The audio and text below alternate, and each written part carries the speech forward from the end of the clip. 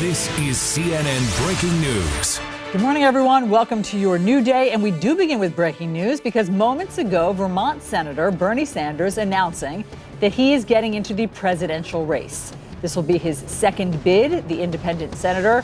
He was the runner-up, you'll remember, for the Democratic nomination in 2016. He joins an already crowded field of at least 10 Democratic candidates.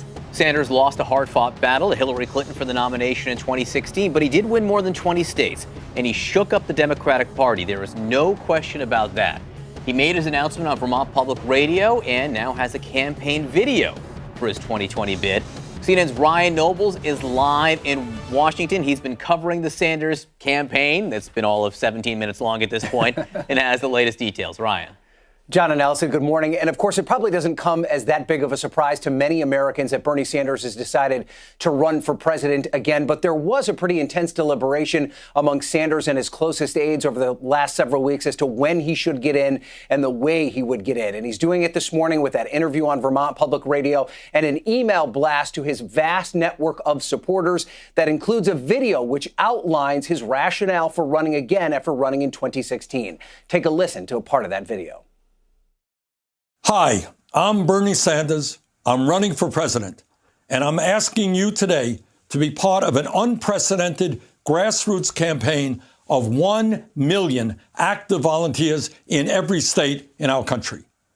Our campaign is not only about defeating Donald Trump, the most dangerous president in modern American history. It is not only about winning the Democratic nomination and the general election.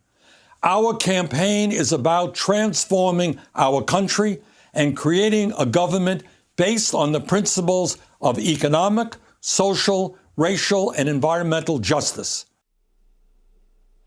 And of course, the situation for Sanders in 2020 is going to be much different than it was in 2016. He surprised many people by waking up a progressive wing of the party that had not been as engaged as it had been in past presidential cycles. And many of the issues that Sanders ran on 4 years ago were deemed radical. Things like Medicare for all, a $15 minimum wage, and free college tuition. They've now become part of the mainstream conversation and almost the price of entry for many of these Democratic candidates that have already entered the field. And of course, Sanders is also going to have a much better focus on certain aspects of the Democratic base that he did not do that well with in 2016, including female voters and African-American voters. He's already made entries into those communities, specifically the African-American community, by visiting South Carolina around Martin Luther King Day and meeting with black leaders in that key early state. And of course, one of the big issues the Sanders campaign is going to have to contend with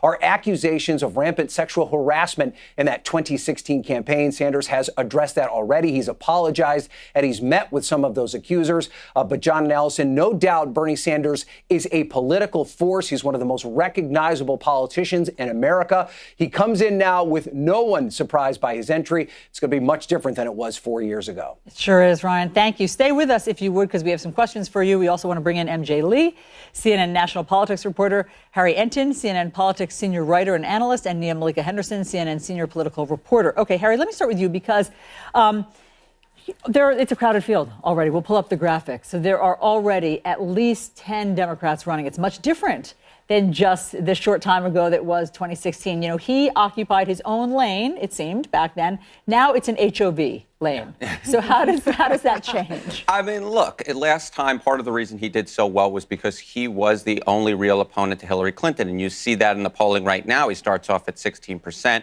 versus getting 42, 43% of the national primary vote. More than that, if you look at the left side of the party, last time around, he was the main liberal challenger to Hillary Clinton. This time around, last week I did these slides, how far left is the Democratic field? He's still the furthest left, but there are people joining him. Elizabeth Warren, Kamala Harris, even Kirsten Gillibrand, whose record has obviously shifted towards the left in the last few years. And so I think it will be more difficult for him to distinguish himself, but he starts off with the base and a lot of passionate supporters, so we'll see what happens. And yeah, he was runner-up last time, and that generally means something in both parties. People know him. There are a lot of very passionate supporters. So tell me where you think, what space does he occupy in this Democratic field?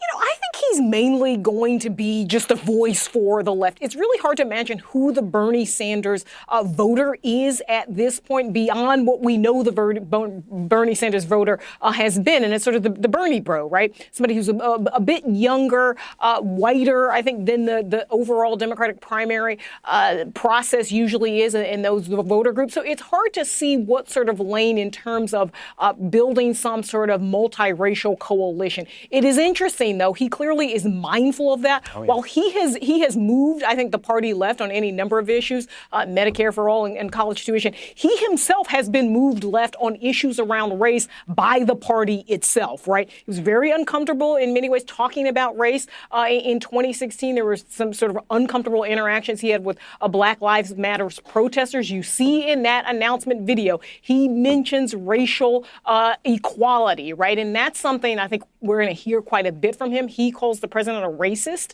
Not every candidate has done that so far. And so we'll see how that plays. But I think it's still going to be difficult, I think, for him to expand what we know are that core group of supporters, which are primarily younger voters, as well as white voters as well, and primarily male voters. But we'll see. He's going to be an interesting voice out there in this very, very crowded field. MJ, he talked about the political revolution in his announcement, the political revolution that he started, he said a few years ago, and now it's time to finish it. But you've been out on the trail with people who have filled that void in the time that he hasn't been in the race. There are people who think that they're carrying the mantle of that political revolution. Absolutely. And it was fascinating, in that video, Bernie Sanders referred to people joining this unprecedented grassroots movement. The reality is this movement is no longer unprecedented because he did it back in 2016. He's now running for a second time in 2020. And I think there is something important to be said about a difference in a candidate being a first-time runner and trying again for a second time. And purely anecdotally, when you're out in Iowa, New Hampshire, the early states, talking to voters who are undecided right now, but coming out to see what the Democratic candidates have to say, you definitely see that there are former Bernie supporters out there who want to know now this time around, among the buffet of options that I have this time around, who is going to speak to me the most. Not everyone is going to be loyally supportive of Bernie Sanders just because they voted for him last time, because as everyone else has mentioned on this panel, he is not alone this time in challenging sort of the establishment-backed, more moderate and centrist candidate.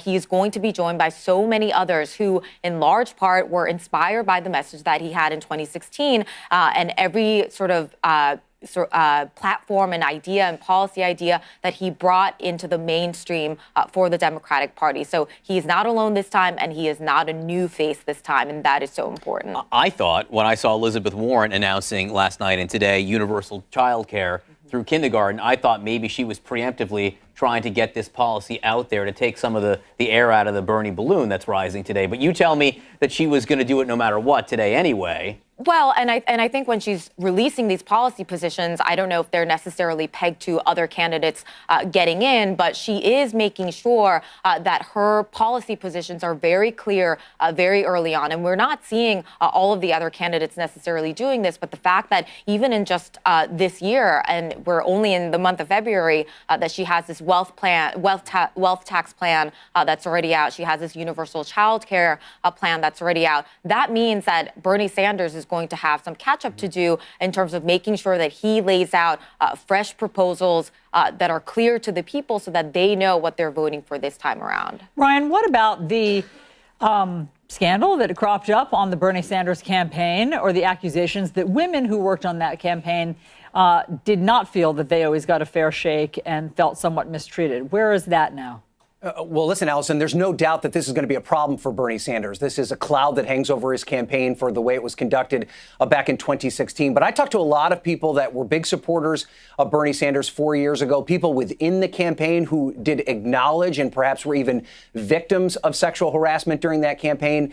And very few of them actually blame Bernie Sanders himself. They believe that he just did not have a full grasp as to what was happening at every level of his campaign. And they really want to give him the opportunity opportunity to make things better this time around. And Sanders has already made steps in that direction. He met with some of those accusers. He apologized for the way that they were treated during his campaign. And they've already implemented changes in terms of the human resources infrastructure that existed in 2016 versus how it's going to be run this time around. I think the big issue here for Sanders, though, is that you're not seeing a ton of criticism from his fellow competitors in this race. And that's because within the confines of these massive campaign infrastructures, there's concern that he's not the only person that perhaps had these problems within the campaign. I think the big issue for him is how he deals with it and how it's handled going forward. But, guys, in a field with so many candidates and so many of them essentially espousing the same political beliefs,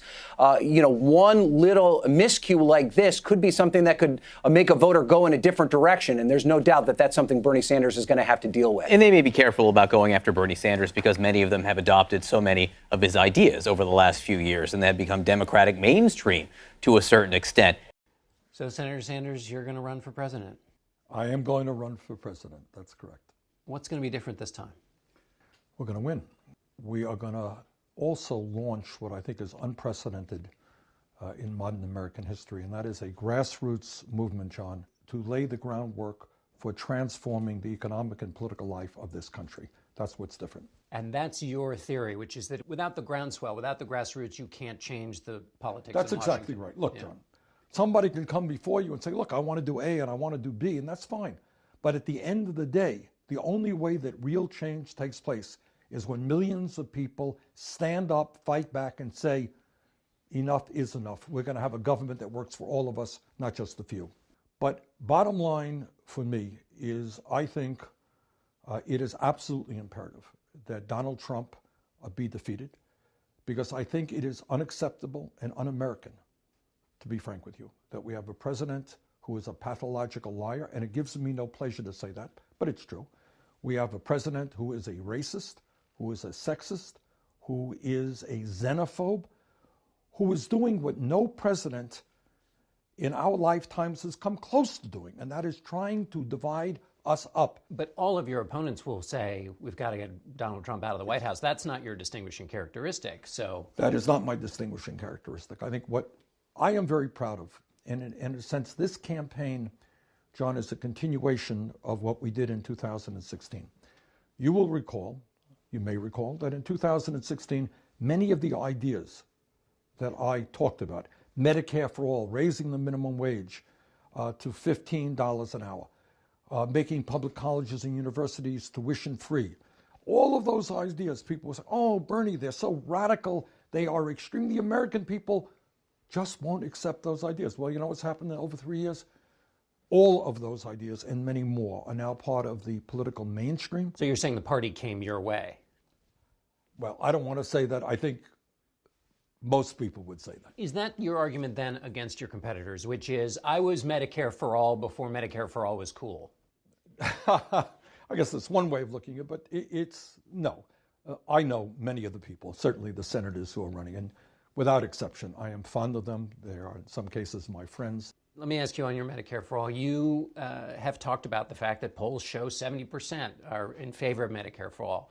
But that number drops to 37 if somebody hears private insurance is going to go away, which is what your plan offers. So I guess my question is, you're offering something that the polling shows people can get very spooked very quickly about. No, well, but that's because we're going to be taking on the insurance companies and the drug companies who are going to spend a whole lot of money distorting what we believe in. The bottom line is, the average middle-class family will save money, will spend less money on health care, will have more choice, and have broader coverage than is currently the case. The other challenge to your health care plan will be cost. People will say, my goodness, there's no way everybody's going to get covered, and John, some of the estimates that come out. No, I need you in the media to help us explain the truth. Yeah.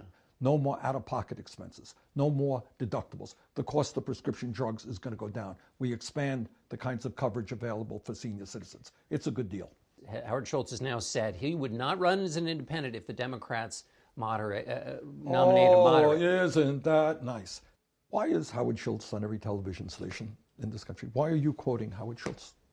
Because he's a billionaire, all right? There are a lot of people I know personally who work hard for a living, who make $40,000, $50,000 a year, who know a lot more about politics than, in all due respect, does Mr. Schultz. But because we have a corrupt political system, anybody who is a billionaire who can throw a lot of TV ads on television suddenly becomes very, very credible. So what Mr. Schultz, what is he, blackmailing the Democratic Party? If you don't nominate Bernie Sanders, he's not going to run? Well, I don't think we should succumb to that kind of blackmail.